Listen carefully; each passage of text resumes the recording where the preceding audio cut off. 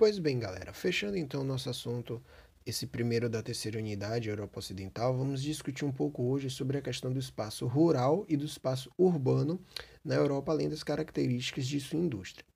A Europa Ocidental ela se caracteriza principalmente pelo alto nível de produtividade e modernização de suas atividades agropecuárias, também pelos cultivos e pelas criações intensivas e também pela política agrícola comum, adotada pelos países membros da União Europeia, que nós já discutimos, cujo principal objetivo é dar condições, dar meios aos produtores rurais para que o abastecimento interno de alimentos do campo ela seja garantida. A especialização na produção de determinados gêneros é uma característica do espaço rural da região. Então, criações de bovinos, suínos, ovinos, voltadas principalmente à produção de leite e derivados, respondem pela maior parte da produção econômica,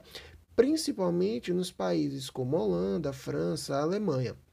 Grãos como o trigo e a cevada também se destacam na Alemanha e na França, além da produção de flores para exportação, que é uma atividade que ocorre principalmente na Holanda. Bom, em relação ao clima, os países ali da região do Mediterrâneo, como a Grécia, a Itália, Portugal, Espanha e além da França, também se destacam pelo cultivo de olivas para a produção de azeitonas e azeite, e além também da produção de uvas para fabricar vinho. Além da utilização de estufas para o cultivo de diversos gêneros agrícolas, principalmente na região da Espanha. Bom, em termos de urbanização na Europa, ela é um fenômeno muito antigo, porém o alto nível que encontramos hoje, principalmente o alto nível de urbanização da população, na Europa Ocidental, ela se deve principalmente ao rápido processo de industrialização dos países dessa região após a Revolução Industrial. Milhares de pessoas que viviam no campo migraram para as cidades em busca de trabalho nas indústrias, e isso fez com que algumas cidades crescessem muito. Desprovidas principalmente de infraestrutura básica, elas não estavam preparadas para receber essa quantidade de pessoas, acabaram apresentando um cenário bem distinto do que a gente percebe hoje, com altos níveis de poluição atmosférica e também poluição nas águas, principalmente nos rios que cortam a Europa. Ao longo do tempo, alguns fatores, principalmente como rígido controle ambiental e a adoção de novas fontes de energia,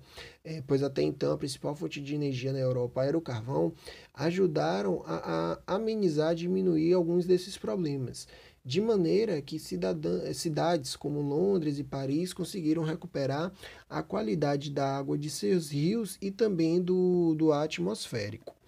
Atualmente, essa região da Europa Ocidental é uma das regiões do mundo que apresenta maior quantidade de núcleos urbanos com mais de 10 milhões de habitantes. Essa região também conta com grandes aglomerados urbanos de alta densidade populacional, ou seja, grande concentração de pessoas, de população em um curto espaço, geralmente situados ao redor de algumas capitais e em áreas de várias cidades urbanas,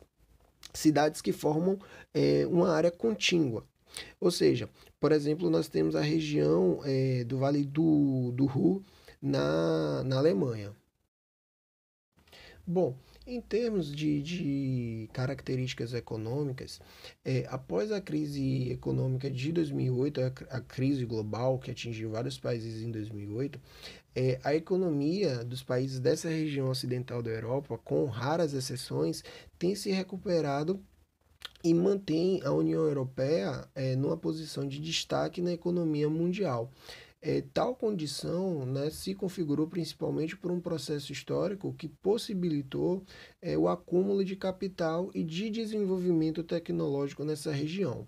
Atualmente, a economia da Europa Ocidental é caracterizada pela política do neoliberalismo como um econômico e pela reunião da maioria de seus países em um mercado único, no qual o comércio é livre sem cobrança de tarifas alfandegárias. Somado, claro, às redes de transporte e comunicação de ponta, esse cenário acabou impulsionando economias que já eram bastante destacadas. Então, o bloco da União Europeia como um todo, ele é responsável pela maior produção econômica do mundo, superando até mesmo as economias da China e dos Estados Unidos. A maioria dos países dessa região apresenta uma economia bem diversificada, que faz uma aliança entre o setor agropecuário, de alta produtividade, com indústrias de ponta, e um setor de comércio e serviços que responde pela maior fatia das importações e exportações mundiais. Além de exportar produtos industrializados de alto valor agregado, como automóveis, eletrônicos, esses países também contam com populações que possuem grande poder aquisitivo, ou seja, grande poder de compra e mercados consumidores desenvolvidos. Bom, em relação às atividades extrativistas, tem uma importância histórica a exploração do carvão mineral, que era a principal fonte de energia e que propulsionou a industrialização de todo o continente. Atualmente, alguns países da região, principalmente o Reino Unido e a Noruega, acabam se destacando pela exploração de petróleo em reservas localizadas em águas profundas do Mar do Norte. A região da Europa Ocidental também é a que mais recebe turistas em todo o mundo, com destaque principalmente para Londres, no Reino Unido, na Espanha, Madrid e Paris, na França, que são visitadas principalmente pela questão da sua riqueza cultural e histórica.